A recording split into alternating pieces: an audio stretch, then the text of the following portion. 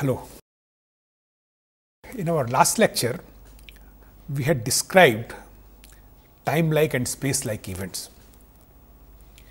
We had discussed that what are the bases on which it was postulated that speeds greater than the speed of light would not be allowed in special theory of relativity. So, let us quickly recapitulate. We had given an example of two events, and we had said that if delta x is the coordinate difference between these two events and delta t is the time difference between these two events, assuming delta x and delta t to be positive, then if delta x turns out to be smaller than c delta t, we call these events as time-like separated events. Just to remember, when we say time-like, it is time factor delta t which is large. Similarly, if delta x turns out to be larger than c delta t, then we call these events as space-like separated events. When we say space-like, delta x is supposed to be larger, just to remember. And we had mentioned that in case we want the causality not to be violated, it means if in a frame of reference two events occur, the second event is an outcome of the first event is the cause of the second event, then we would like that in any other frame of reference, we should always have the same order of the events. We cannot see in any other frame that whatever is the result or whatever is the outcome has come first, and the reason for that is coming later.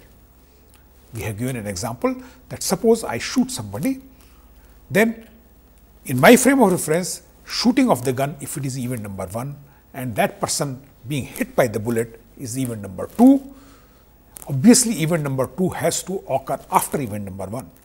Then we should not be able to find out a frame of reference in which it so happens that that person observes that the person is hit by the bullet first and the bullet is shot later. So, the same order of events must be maintained if first event is the cause of the second event. So, this is what we call causality. So, we do not expect from the physics point of view that causality should be violated, and that is possible only if we do not allow speeds greater than the speed of light. So, that is what is the physics reason for this particular conclusion. Just to mention again, I am writing here, for time-like separated events, time interval is pure and time order cannot be reversed.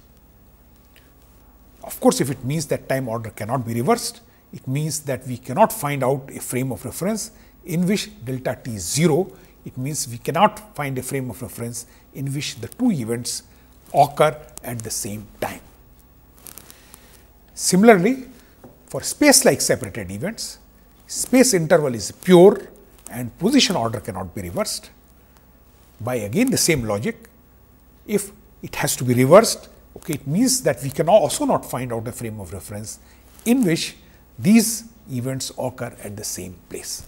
So, that is what I have written. For space-like separated events, space interval is pure and position order cannot be reversed. One cannot thus find a frame in which the two events occur at the same place. So, this is what we had discussed essentially in our last lecture. The most general behavior of these space-like and time-like we will be discussing a little later. So, let us postpone this particular discussion until we evolve certain other concepts. At the moment, what I would like to give is a few examples of space-like and time-like events and the cause and outcome related events, just to make our ideas clearer. So, let us go to one or two very simple examples. Let me take the example number 1. Let us assume that an event occurs in a frame of reference S at origin at time 0. Any event it could be, for example, lightning striking or anything whatever we can imagine of. So, one event occurs in a frame S at origin origin means x is equal to 0, y is equal to 0, z is equal to 0, and I also assume that this occurred at time t is equal to 0. Again, in the same frame S, a second event is found to be observed, which is at a point A, and the time difference, it means it occurs at 0.01 microsecond later. Micro is 10 to the power minus 6 second. So, it is 1 into 10 to the power minus 8 seconds. Later, another event is found to be observed at point A, not at the origin. And the x coordinate of A has been given as 5 meters, while y and z coordinates are same. So, we have two events, one occurring at x is equal to 0, another occurring at x is equal to 5. The first event occurring at time t is equal to 0, and the second event occurring at time t is equal to 0.01 microsecond. The question is, will it be possible to find a frame in which these two events would occur at the same place / same time? Find the speed of such a frame. So, first we have to resolve whether it should be possible to find a frame of reference in which these two events occur at the same place or at same time or whatever it is. And once we find out, then we have to find out the speed of that particular frame of reference in which these events either occur at the same place or at same time, depending upon the situation. The problem is essentially simple. All we have to do is to take delta x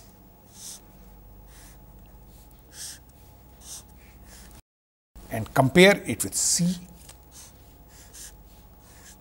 delta t. If delta x happens to be larger than c delta t, then we know that is a space-like event. If it happens to be smaller than c delta t, then we know that is a time-like separated events. Then accordingly, we can conclude whether it is possible to find a frame of reference in which these two events occur at the same position or at same time. So, we have been given everything. So, let us look at this particular thing. In S, the x and t coordinates of the events I have just listed, I have removed y and z, reference of y and z coordinates, because that is not really material as far as this particular problem is concerned, because in both the events y and z are 0. So, we take event number 1, which occurs at x is equal to 0 and t is equal to 0, as has been given in the question. We have event number 2, which occurs at point A, which is at a distance of 5 meters along the x direction from the origin. So, x coordinate is 5 meters, and as we have mentioned that it occurs at a time 0.01 microsecond, it means the time was 1 into 10 to the power minus 8 second. So, we have written my event table. My event number 1 is occurring at 0, 0, and event number 2 is occurring at 5 meters and 1 into 10 to the power minus 8 second. Now, all I have to do is to find out this delta x, then we have to find out this delta t, then multiply by c and compare the two. That is all I have to do. Anyway, it is very easy to see that for the first event x was equal to 0, for the second event x was 5 meters.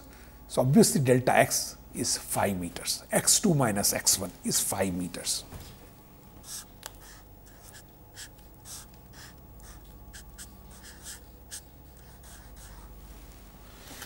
Similarly, T2 minus T1, T1 occurred at time t is equal to 0, event 1 occurred at time t is equal to 0, event number 2 occurred at time 0.01 microsecond. So, T2 minus T1 will be 1 into 10 to the power minus 8 second. If I multiply this by c to compare with this, and if I take c is equal to 3 into 10 to the power 8,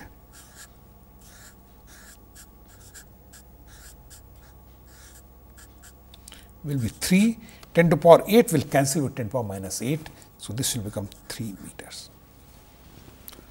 So, as I see very clearly that delta x is 5 meters, while c delta t is 3 meters. That is what I have written in this particular transparency. Delta x is equal to 5 meters, delta t is equal to 1 into 10 to the power minus 8 second, c delta t is therefore 3 meters. Therefore, delta x is greater than c delta t. It means these events are separated space-like, because delta x is turning out to be larger than c delta t. And if the events are separated space-like, it is not possible to reverse the position order of the events. It means it is not possible to find a frame of reference in which these two events will occur at the same position, though it is possible to find out a frame of reference in which these two events will occur at the same time. Let us just see and verify whatever we are trailing. This is what I have mentioned just now. The events are space-like separated, hence sign of space interval cannot be reversed, but that of time can be reversed. How do we find this particular thing? Just use Lorentz transformation. This is what I have mentioned again. Hence, it is possible to find a frame in which the two events occur at the same time, but we cannot find one in which the events occur at the same place. Now, we go to Lorentz transformation. Assume that there is a frame of reference S prime, which is moving relative to S with a velocity v. And I know that it is possible to have delta t prime is equal to 0. All I have to do is to find the speed of that particular frame of reference, for which delta t prime will turn out to be 0. So, I write delta t prime is equal to gamma delta t minus v delta x by c square. This is the standard Lorentz transformation. Now, what I have to do? I know my delta t, I know my delta x, I have to find out a v for which delta t prime is equal to 0.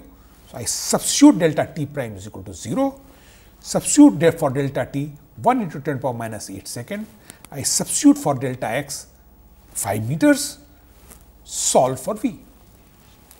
This is what I have done in this particular transparency. I have written delta t prime is equal to gamma delta t minus v delta x by c square.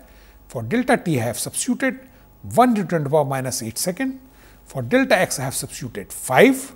For c square I have substituted 9 into 10 to the power 16, assuming of course that c is equal to 3 into 10 to the power 8 meters per second. Just solve this equation, we get v is equal to 1.8 into 10 to the power 8 meters per second. Obviously, this speed is smaller than the speed of light. It means it is physically possible to find out a frame of reference in which these two events would occur at the same time.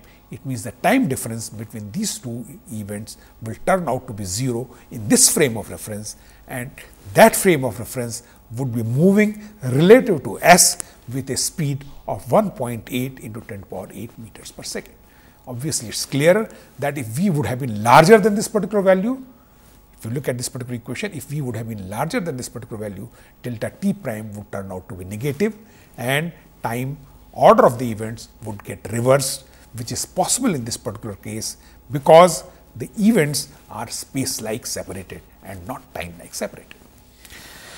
Now, some of you can ask question, why can't I do the same exercise and try to see whether I can really make delta x prime equal to 0? And if whatever we have said is correct, I should be able to get a speed greater than the speed of light. Then only it will be possible for me to make delta x prime is equal to 0. So, let us just look into that to satisfy ourselves that whatever we are saying is correct. So, I do exactly the same thing. Instead of delta t prime making equal to 0, I try to make delta x prime equal to 0. So, let us try to find v, a speed of a frame of reference, in which I assume, if at all possible, that these two events occur at the same position.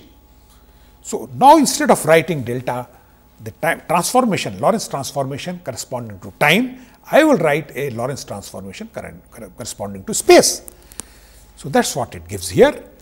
Delta x prime is equal to gamma delta x minus v delta t, which is the Lorentz transformation corresponding to the x coordinate.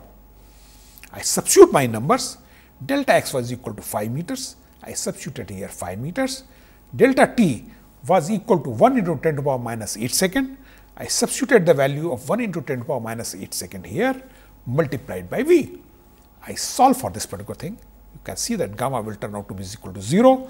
This 1 when divided by 5 will make this 5, and this 10 to the power minus 8, when it goes to numerator, it will become 10 to the power 8, and V will turn out to be 5 into 10 to the power 8 meters per second, which is obviously greater than speed of light. So, it means if at all it was possible for us to have a frame of reference with V greater than 5 c, which in this particular case is 5 into 10 to the power 8 meters per second, then it was possible for us to find these two events at the same position. But as we have already seen that on the ground of physics and also to some extent on the mathematical ground, we have rejected speeds greater than the speed of light. Therefore, I would generally conclude that it is not possible to find out a frame of reference in which these two events occur at the same position.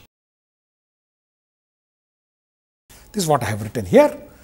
Hence, we see that it is not possible to find a frame with V less than c in which the events occur at the same place. Now, we have just now said that it is possible in this particular case to revert the time order, to reverse the time order.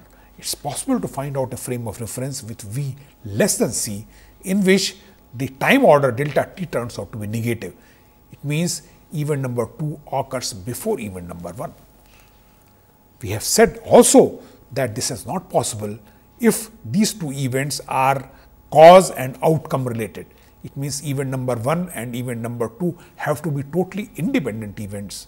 Event number 2 cannot be a cause of event number 1 if this particular condition has to happen. Let us just look and try to clarify our ideas little further.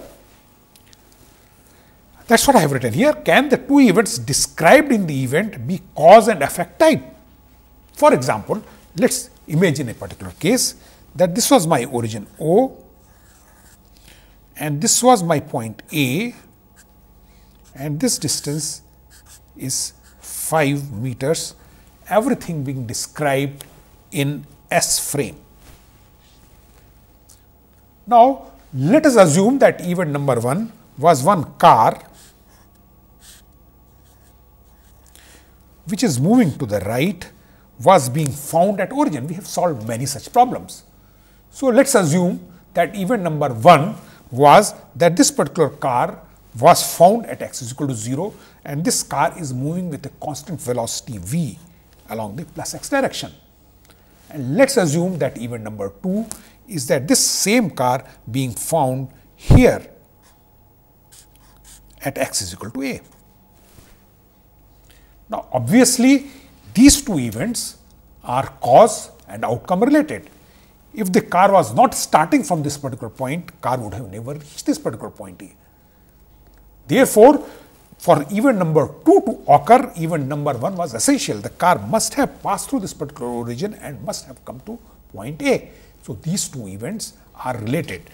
Event number 1 is sort of a cause for event number 2 because the car must pass through the origin, then only it has to reach at A. Now, if this happens, can these two events lead to a situation which is given in this particular problem involving delta x is equal to 5 meters and delta t involving equal to 1 into 10 to the power minus 8 second. Is it possible that these two events are separated? Of course, delta x is given as 5 meters and the time interval between these two events was 1 into 10 to the power minus 8 second. That is what I have written here in this transparency. Can the two events described in the example be cause effect type? For example, can event 1 be a car passing by origin and event 2 be the same car passing at A? If this happens, it means, and if the time separation between these two events is 1 into 10 to the power minus 8 second, it means the car must have taken 1 into 10 to the power minus 8 second in, of course, S frame. We are talking of only one particular frame, which is S frame. So, It means the car must have taken 1 to 10 power minus 8 seconds to reach from O to A, and the distance between O and A is 5 meters. Therefore, the speed of the car must be 5 meters divided by the time, which is 1 into 10 power minus 8 second, which will give you 5 into 10 to power 8 meter per second, which is obviously larger than the speed of light. Therefore, if these two events, for example, were related like this, then this car must travel with speed greater than the speed of light. And if this is not happening, then it is not possible in a situation like this for this particular situation to arise where delta x turns out to be larger than c delta t. And remember, only in a situation when delta x is larger than c delta t, it is possible to revert time interval. And because these two situations cannot lead to this particular delta x being greater than c delta t, therefore, we always say that time order cannot be reversed as far as these two events are concerned, because these two events relating to the motion of the car cannot lead to this situation. And only if they would have led to a situation of delta x being greater than c delta t, it would have been possible for me to find a frame of reference in which the car would have reached A first before starting from O. Hence, you can see that by limiting the speed to a value less than or equal to c, we have avoided a situation in which causality would be violated. Same thing I have written here in this particular transparency. If that happens, the car has to travel a distance of 5 meter in 1 to 10 power minus 8 second as seen by an observer in S, which would mean its speed would be 5 into 10 power 8 meters per second, which is greater than c. Now, let us take a situation, make it a little more realistic. Let us assume that car is not really traveling with speed greater than speed of light. So, I change my delta x is fixed as 5 meters, I change my delta t. Let me still call my event number 1 as the car passing through O and event number 2 as car passing through point A, but I assign a speed to the car which is less than speed of light. This is what I have written here. If car has to have speed less than c, then delta x has to be less than c delta t, and the events would become time-like separated. If the events are becoming time-like separated, as we have discussed, it is not possible to revert the time order in any other frame of reference, and therefore, it is not possible to find the violation of causality. It means we will not be able to find a frame in which the car reaches A first before starting from O. So, let us assume that the speed of car as seen in S is 2 into 10 power 8 meter per second. This is some value which I have taken, some arbitrary value, which is of course less than speed of light. Of course, delta x is still 5 meters, and if the car speed happens to be 2 meters per second, 2 into 10 power 8 meters per second, I can find out how much time this particular car would take to reach point A, which is of course given by the distance, which is 5 meters, divided by the speed, which is 2 into 10 power 8 meters per second, as I have described earlier. So, this time delta t would be given by this, which I can simplify. 5 divided by 2 is 2.5 into 10 power minus 8 second. So, in this case, we will find that delta t turns out to be equal to 2.5 into 10 to the power minus 8 second. Now, let us compare delta x with c delta t. That is what I have written here. Time to reach A in S would then be given by 5 into 2 into 5 divided by 2 into 10 power minus 8, which is 2.5 into 10 power minus 8 second. I have to just multiply it by c to find out what is my c delta t. If I take c is equal to 3 into 10 to the power 8 meters per second. This 10 to the power 8 and this 10 to the power minus 8, their product will lead me 1. So, 2.5 multiplied by 3, which gives me 7.5 meters. Obviously, c delta t is larger than delta x, and therefore, these are time-like separated events. Now, it is possible to find out a frame of reference in which these two events occur at the same position, but now I will not be able to find a frame of reference in which these two events occur at the same time. Let us just see. The speed of the frame in which the two events occur at the same place. Now, I do exactly the same thing, but with slightly different numbers. Delta x is still 5 meters, but delta t has now become 2.5 into 10 to the power minus 8 second. I use exactly the same expression, delta x prime is equal to gamma delta x minus v delta t, delta x being 5 meters, delta t being 2.5 into 10 to the power minus 8 second multiplied by v. I can solve for v.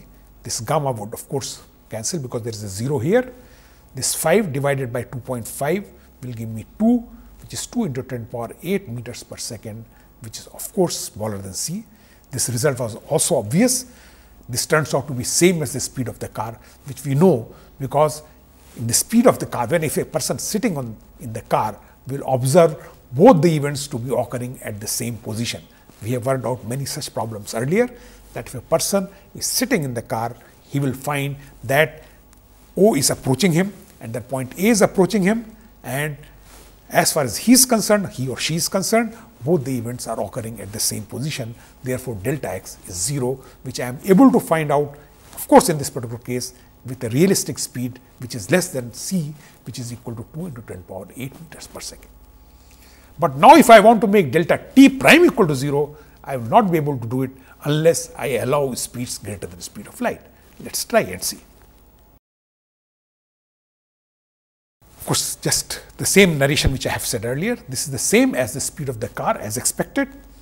Now, the speed of the frame in which the events could occur at the same time would be given as follows, which is given by delta t prime is equal to gamma delta t minus v delta x by c square. I substitute the new numbers. For delta t, I have 2.5 into 10 to the power minus 8 seconds. Delta x is same, 5 meters. I work out this particular equation. I will get 4.5 into 10 to the power 8 meters per second, which is obviously larger than speed of light. So, only if there would have been a frame traveling with this much speed, then only it would have been possible for us to find out that the two events occur at the same time.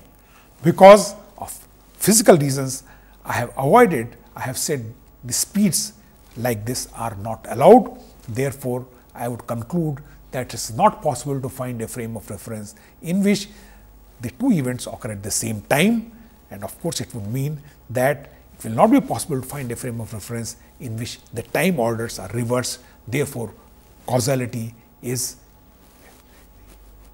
accepted. It is not rejected. Causality has to be maintained, and in order to maintain this causality, as we have seen, that we have to restrict speeds to speeds less than or equal to speed of light. What I have written, hence, when the events are related as cause and effect, the time order cannot be reversed unless the speed greater than c is allowed. Instead of this particular train, you could have taken any other example, and still you could have seen that the causality will not be violated, and in the case there are events which are related as cause and effect, then they will necessarily turn out to be time-like events, and in that case time order cannot be reversed. Let us take one more example. This is still a simpler example, and example like this we have been discussing earlier. There is an old example of a ball being thrown in a train compartment of proper length L prime. It means there is a particular compartment which is moving, let us say relative to earth, assuming earth to be a inertial frame of reference, and the length as measured by an observer in the compartment is L prime, because that is the proper length, because the compartment is at rest and in its own frame. one is ball is thrown towards the front wall and another is thrown towards the back wall. This is what I have shown in the picture, similar picture we have drawn earlier, that there is a person which throws a ball to the front, towards the front of the wall, the front being described like this. If this is the direction of the speed, then this wall is the front wall, this wall is the back wall. So, a person throws simultaneously one ball on this side, another ball on this particular side, and my event number 1 and event number 2 are corresponding to the events of the ball being received at the two walls. This is what I have described here. Event 1, ball reaching the back wall of the train. Event number 2, ball reaching the front wall of the train. Now, if we remember this type of problem we have done with ball, then we have done with the speed of light, light being flashed in the two ends, we have done many times. Because the ball is being thrown from the center of the compartment, therefore, each ball has to travel a distance, a horizontal distance along the x direction as L prime by 2, and both of them travel with the same speed as seen in the S prime observer, as seen in the S prime frame of reference. Therefore, both the balls would reach the wall together. It means delta t between these two events would be equal to 0. Now, as far as the first event is concerned, I assume that the center of the compartment is at the origin. Then the first event occurs at a distance of minus L by 2, the second event occurs at a distance of plus L by 2. So, let me draw my compartment here. This is the center point. A ball is thrown to the right and a ball is thrown to the left. This distance is L prime by 2. This distance is L prime by 2. Therefore, if I calculate this speed, I have said u prime, this speed I have said as u prime. If I have to calculate the time that it takes, then all I have to do is to divide this L prime by 2 by the speed, and because this distance is same to this distance, this speed is same as this speed. So, the time when this ball hits here and the time when this ball hits here, these two times must be same. So, if this I call as T1, if this I call this time as I call as T2, T2 minus T1 must be equal to 0. But this event, as far as the first event is concerned, it occurs before the origin at a distance of minus L prime by 2 and at a distance of L prime by 2, but it is in the negative sign. This events occur in the plus x value at a distance of L prime by 2. So, if I take this as the difference will be turning out to be L prime. So, therefore, delta x prime will be equal to L prime. So, this is what I have written here, that delta x prime is equal to L prime and delta t prime is equal to 0. Because delta t prime is obviously equal to 0, therefore, delta x prime is greater than c delta t prime, because L prime is positive and non-zero.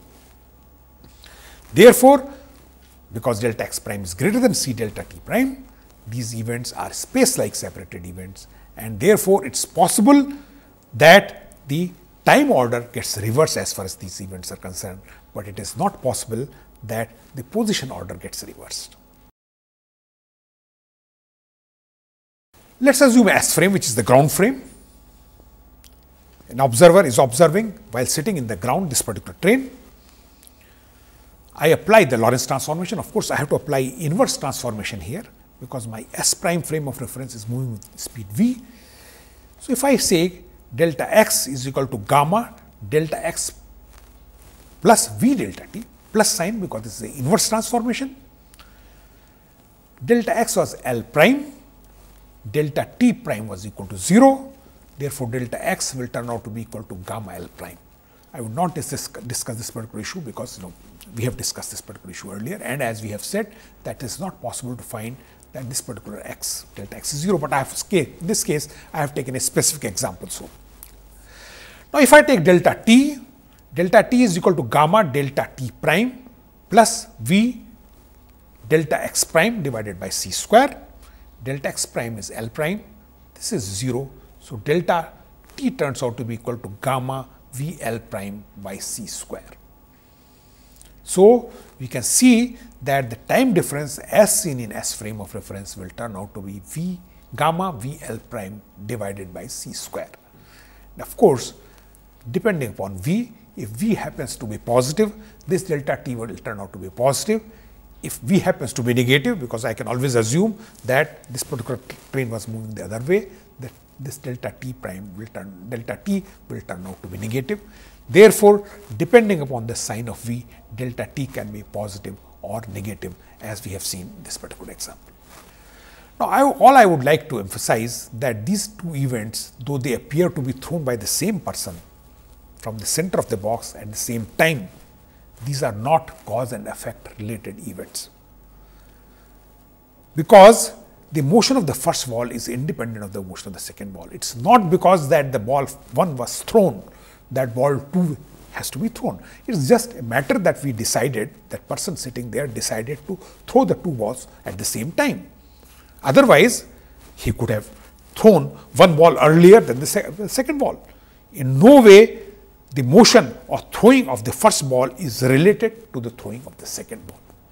Therefore, as far as these two events are concerned, they are not cause and effect related, though it appeared as if the same man is throwing the two balls. So, maybe one is an outcome of the second of the cause of the second event. This is not correct, because these two balls being thrown are sort of independent of each other. Hence, it is possible to revert the time order.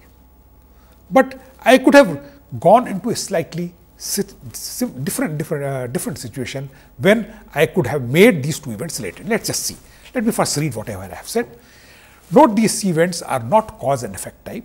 If there was a single ball thrown and the events would have been related to the motion of that single ball, then they would have been cause and effect related, and then only they will be time lag separated. Just take an example here. Suppose this person would have been sitting at the end of the compartment and was throwing a ball from this particular end towards the front, and event number 1 would have been throwing the ball, and event number 2 would have been ball being received at the front end. Then these two events are cause and effect related, because unless this ball would have been thrown, the ball would not have reached here, and in this case we will find that the events are time lag. That is what I wanted to emphasize. So, let us look at the situation and assume that event number 1 is ball thrown from the back wall, and event number 2 is ball reaching the front wall of the train.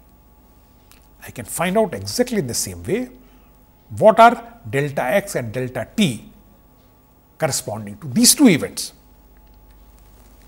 Of course, delta x prime is L prime, because the first event occurred at the back of the compartment. The ball was being thrown here. So, first event occurred here. Let us assume that my origin is now here. So, the first event occurred at this particular point, second event occurred at this particular point. These two are separated by a distance of L prime.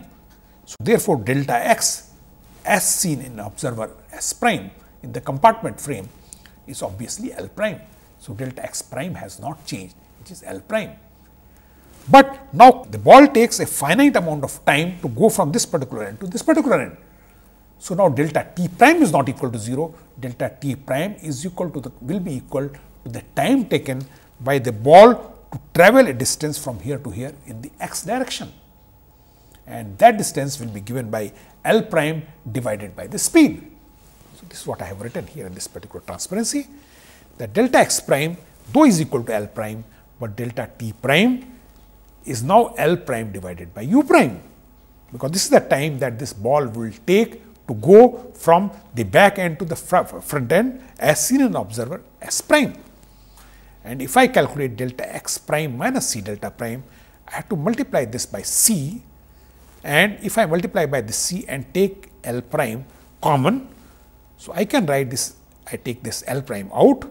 So, in the bracket I will be left with this, L prime has been taken out. So, this will be 1 here, L prime has been taken out. So, it will be 1 divided by u prime.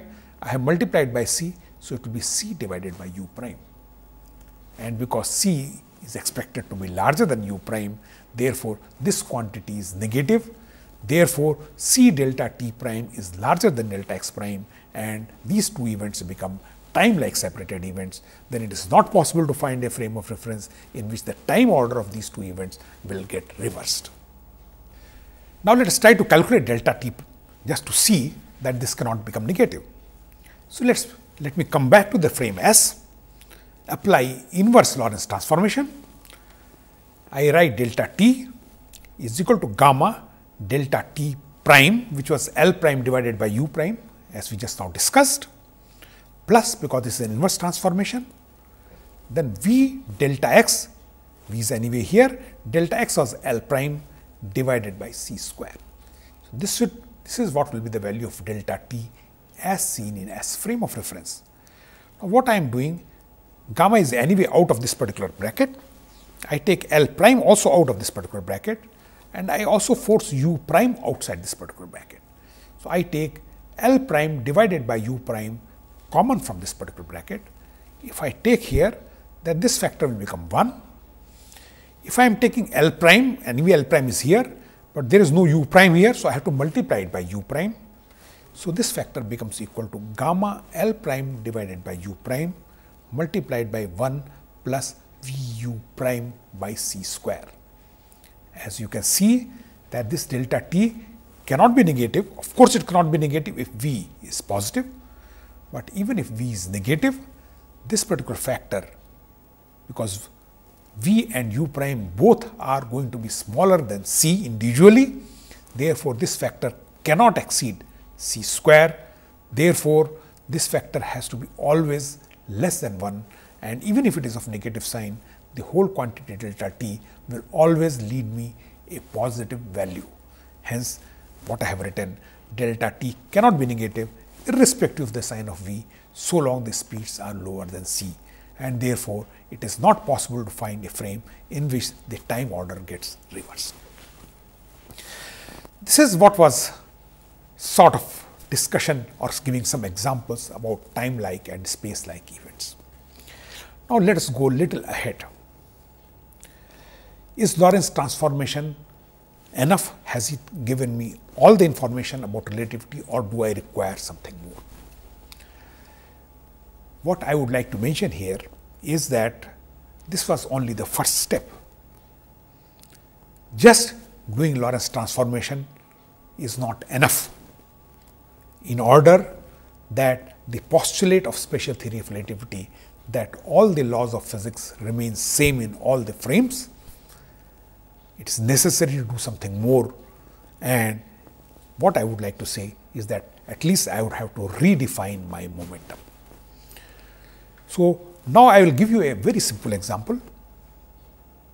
It is a classical mechanics. This particular example is solved in a very, very simple fashion, which we call as completely inelastic collision. In a completely inelastic collision in classical mechanics, we always say that the momentum has to be conserved, but the mechanical energy is not conserved. Actually, if we take the total energy, that should be conserved there also, but it is converted into some sort of energy which is not really mechanical. And traditionally in classical mechanics, whenever we are solving collision problems, we apply conservation of momentum, of course, and conservation of energy, which happens to be conservation of mechanical energy only in those cases where the collisions are elastic. But it is possible to have non-elastic collisions, or the example which I gave you is completely inelastic collision, in which the two bodies come together and get stuck to each other, in which we do not conserve the mechanical energy, we conserve only the momentum. Now, we take this particular example of completely inelastic collision as given in a particular frame. And of course, in this particular frame, we will say that momentum is conserved. Now, what I would like to show, that if I change my frame of reference to a different frame of reference, then in that particular frame of reference, momentum need not be conserved if we just take only the Lorentz transformation into consideration. Therefore, something else is need to be done to make conservation of momentum, which we believe to be one of the fundamental principles of physics, to be valid in all inertial frames. So, I take one specific example. The example is essentially very simple, but even in this particular example, we will show that this violates the universality of conservation of momentum. So, this is what title I have given, need to redefine momentum. Consider a completely inelastic collision in S frame. So, let us assume that there is a frame S in which one particular particle of mass m is found to travel to the right with a speed of 0.6 c. In the same frame, another mass travels to the left with same speed, which is 0.6 c. Now, the observer S finds that these two masses collide and then get stuck to each other. This is what we call completely inelastic collision. So, this was the situation before collision, where one mass was traveling to the right with a speed of 0.6 c. Another mass exactly identical was traveling to the left with speed 0.6 c. They have a head-on collision, and then the two masses get stuck together. So, what is remaining is just a single mass of total mass 2m, the two masses stuck together, and this particular mass comes to rest, and as we can very easily see that this will conserve momentum, because if I take the momentum of the first particle, that will be given by m into 0.6 c. If I take the momentum of the second particle, the magnitude of that will also be m into 0.6 c. But because the speeds are in different direction, opposite direction, therefore, their momentum direction, momentum being vector, will be opposite. So, this will be the net momentum, because this magnitude is same as this magnitude. So, this will be equal to 0. So, this will be what I call as the initial momentum. It means, according to conservation of momentum, the final momentum must also be equal to 0, because mass is not 0 obviously. Therefore, it means the mass must come to rest, because then only it is possible for momentum to be conserved or to become 0. So, the speed has to become 0, and that is what I am seeing, that after the collision the two masses have come together and got stuck and have come to rest. Therefore, the final momentum is also 0. So, we have a situation where initial momentum is also equal to 0, final momentum is also equal to 0, therefore, momentum is conserved. So, as we have seen just now that the initial momentum is 0, the final momentum also is 0, therefore, in S frame the momentum is conserved. Now, let us try to look this particular collision from one particular frame, one specific frame S prime, which happens to be moving with the same speed as the initial speed of the first particle, which is 0.6 c. And we will show that in this particular frame, this conservation is violated. Even if we can show violation in one particular frame of reference, the law gets violated. So, just one example contrary is enough to say that this particular law is violated. So, let us go to S prime frame of reference, in which the relative speed v is 0.6 c. As we have seen, the standard formula for velocity transformation is ux minus v divided by 1 minus ux v by c square. In this particular case, the relative speed between the frames has been chosen as 0.6 c. If we apply this particular thing to the first particle, that first particle has a ux which is equal to same as 0.6 c.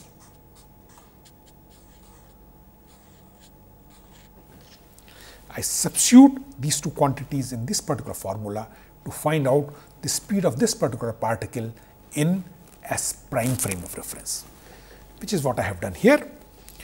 So, ux was equal to 0.6 c, v was equal to 0.6 c divided by 1 minus ux into v divided by c square gets cancelled, this becomes 1.36. But as you can see in numerator, we have 0.6 c minus 0.6 c, this gives me 0. So, irrespective of the denominator, of course, denominator is not equal to 0, I will get for the first particle the x component of the speed to be equal to 0, which is expected, because if a frame of reference is moving along with the particle, moving with the same speed as the particle, in that particular frame of reference, the particle would appear to be at rest, would not be appear to be moving. Therefore, I am getting the speed to be 0, which is obvious. Now, let us calculate the velocity of the second particle before the collision. This particular particle was having the same speed, but in a different direction. So, my ux was equal to minus 0.6 c. So, therefore, I write here as minus 0.6 c. V was anyway 0.6 c, and because this is negative, so this particular sign becomes plus. So, I get 1 plus 0.36, which when I calculate is turning out to be minus 1.2 divided by 1.36 c. So, observer S prime would notice that the speed of the second particle, of course, is in minus x direction and is equal to 1.2 divided by 1.36 c. Now, let us try to calculate the speed of the two particles, which are of course now clubbed into a single particle after the collision. This particular particle was at rest in S frame of reference. So, let us try to calculate this speed here. The speed in S frame was 0. Here v is 0.6 c. Therefore, which I am saying is the final speed u f x prime is equal to 0 minus 0.6 c, which is v, divided by 1 minus u, which is equal to 0, v, which is 0.6 c, divided by c square. This quantity becomes 0 because of 0 here, denominator is 1 and you get minus 0.6 c. Therefore, the speed of the two particles, two combined particles after the collision as seen in S prime frame of reference will be turning out to be equal to minus 0.6 c. Now, let us try to calculate the moment of the particle. The initial and the final momentum. The first particle in S prime frame of reference was having a 0 velocity. So, obviously, it has a 0 momentum. The second particle was having a speed of minus 1.2 divided by 1.36 c.